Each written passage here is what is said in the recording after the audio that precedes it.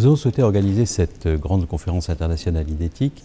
parce que beaucoup des problèmes qui se posent aux sociétés, aux gouvernements, aux entreprises sont à la confluence de préoccupations éthiques, juridiques et économiques. Je prendrai quelques exemples très concrets des sujets que nous avons abordés aujourd'hui. La question de la lutte contre la corruption concerne à la fois les entreprises, les institutions politiques et fait l'objet de transpositions en droit interne ou en règles de droit international de dispositifs destinés à prévenir et à combattre la corruption. Il en est de même des questions relatives à l'intelligence artificielle. Les algorithmes posent des problèmes éthiques qui peuvent faire l'objet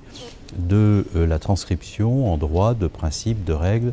auxquels les concepteurs de ces algorithmes devront se conformer. Nous aborderons cet après-midi deux autres sujets, la question de la protection de l'environnement, de la préservation de la planète, autour des principes posés par le Pacte mondial pour l'environnement, sur lequel Laurent Fabius s'est beaucoup engagé et dont il essaie de faire traduire les principes en droit international. Nous aborderons également la question de la fiscalité des grandes entreprises internationales avec les préoccupations émises à l'occasion du G7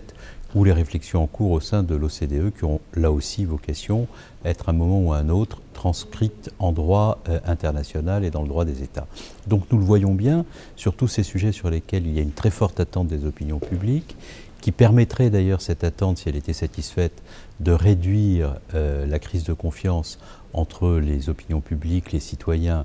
et les représentations politiques. Sur toutes ces questions sur lesquelles il y a des préoccupations citoyennes, nous abordons les sujets et nous essayons de faire des propositions concrètes à destination de l'Union européenne ou du gouvernement français.